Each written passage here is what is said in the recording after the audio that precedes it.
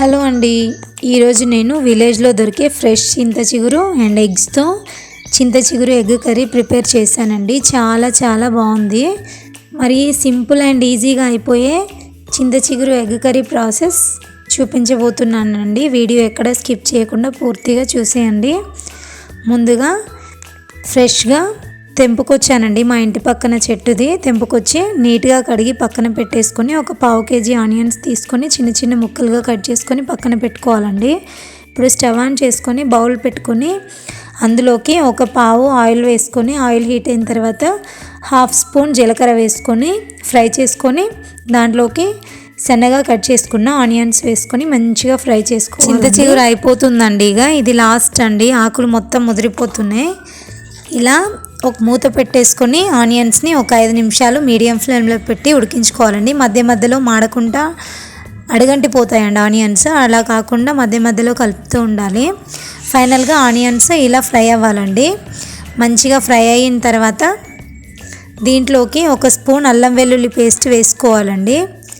అలాగే half spoon పసుపు కూడా వేసుకోవాలండి. వేసుకొని మొత్తం అంతా కూడా ఒకసారి మంచిగా కలుపుకోవాలండి. చింత చిగురు తెంపడం అయితే ఒక పెద్ద టాస్కే అనుకోండి. లేతగా ఉన్న తెంపాలి కాబట్టి మినిమం ఒక హాఫ్ అన్ అవర్ పడుతుందండి పావు కేజీ తెంపడానికి. అందుకే సిటీలో ఎక్కువ రేట్ ఉంటుంది అనుకుంటా.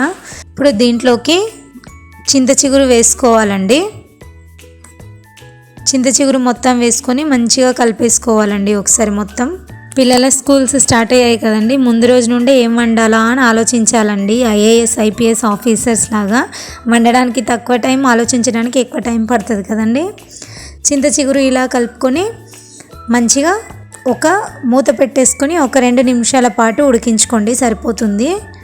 2 నిమిషాల తర్వాత మూత తీసి చూస్తే చింత చిగురు మంచిగా ఉడికిపోయిందండి. ఇప్పుడు దీంట్లోకి 3 ఎగ్స్ వేసుకోవాలండి. 3 ఎగ్స్ పగలగొట్టి వేసుకుంటున్నాను. యూట్యూబ్లో కుకింగ్ వీడియోస్ చూస్తున్నప్పుడు ఏముందని అన్నీ స్క్రోల్ చేస్తూ వెళ్ళేదానండి.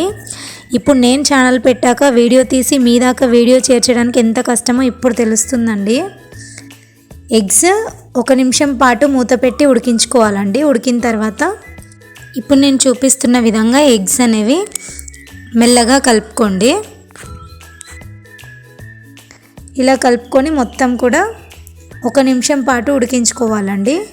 1 నిమిషం ఉడికిన తర్వాత దీంట్లోకి ఒక స్పూన్ సాల్ట్ వేసుకోవాలండి. మీ టేస్ట్ని బట్టి సాల్ట్ యాడ్ చేసుకోండి. అలాగే ఒక స్పూన్ కారం వేసుకుంటున్నానండి.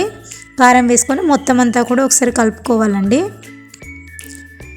చింత చిగురు ఎగ్ కర్రీ చాలా బాగుందండి. మీరు కూడా ఒకసారి ట్రై చేసి ఎలా వచ్చిందో కామెంట్ సెక్షన్లో కామెంట్ చేయండి.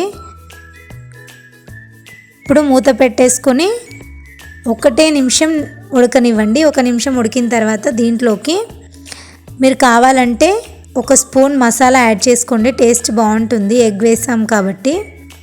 నార్మల్ ఆనియన్ అండ్ చింత చిగురు అయితే మసాలా ఏం వేయాల్సిన అవసరం లేదండి. అంతే అండి, ఈజీ అండ్ టేస్టీగా చింత చిగురు ఎగ్ కర్రీ రెడీ అయిపోయిందండి.